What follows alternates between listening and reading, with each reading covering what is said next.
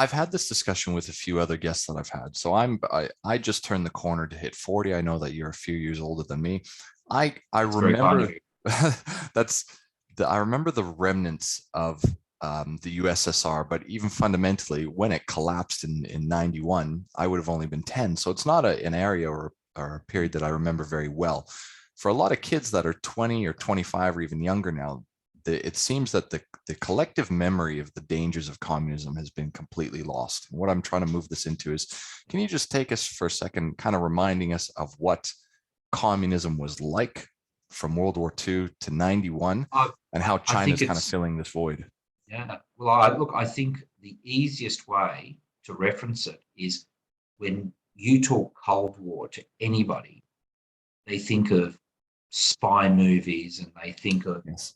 America versus Russia trying to get people into space and stealing technology and um, running agents in different countries and trying to influence elections.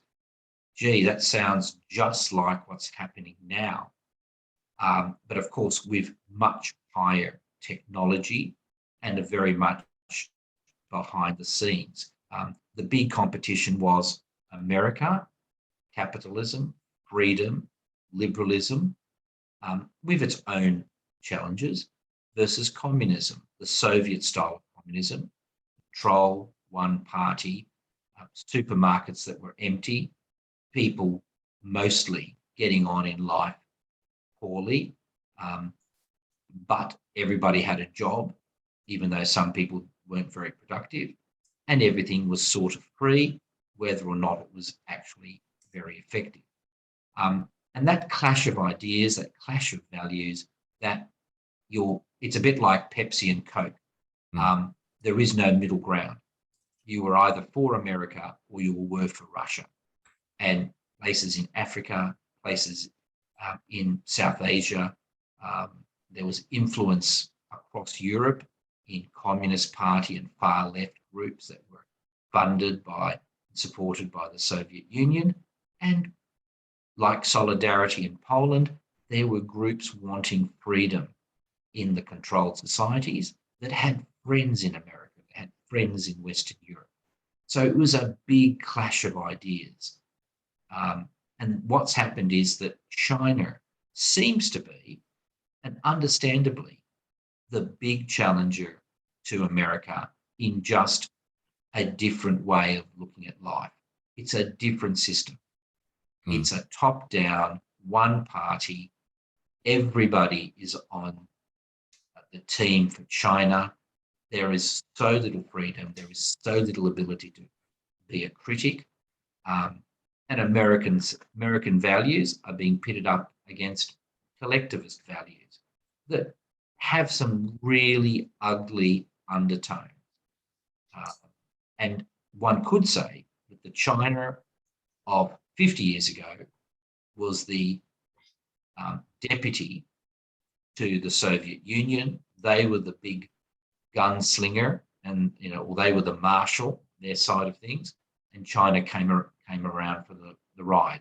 China seems to be now the big player, and the new Russia seems to be floating around, keeping out of their way, and sometimes collaborating. So it really is another big game between two very different sets of values. Recently, it was announced as well that Ping has been ratified as the president for life, effectively, if that gives you an understanding of how different they're set up. What fundamentally, what do you think that means? It's authoritarian. I think the bottom line is it's an affirmation of their system in one way, because the accountability cycle just doesn't exist.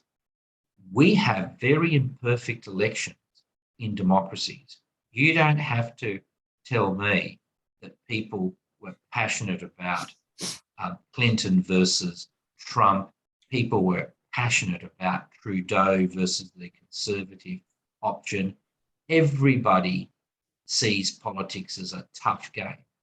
But in the end, one side wins, one side loses. in the communist Chinese system, it's one group at the very top, a very small number of people who pull all the strings, and the deck is so marked in their favor. Becoming leader for life or president for life, it's effectively like being a new total dictator emperor. It's not something that people didn't see, but people were still surprised that this happened, because it's a change in the way China likes to present itself. Remember, the party controls the armed forces. The party is the government, rather than the other way around. We have parties that can be in government and parties that are in opposition. There is no other side. There is no other perspective in the Chinese system. And what was it called?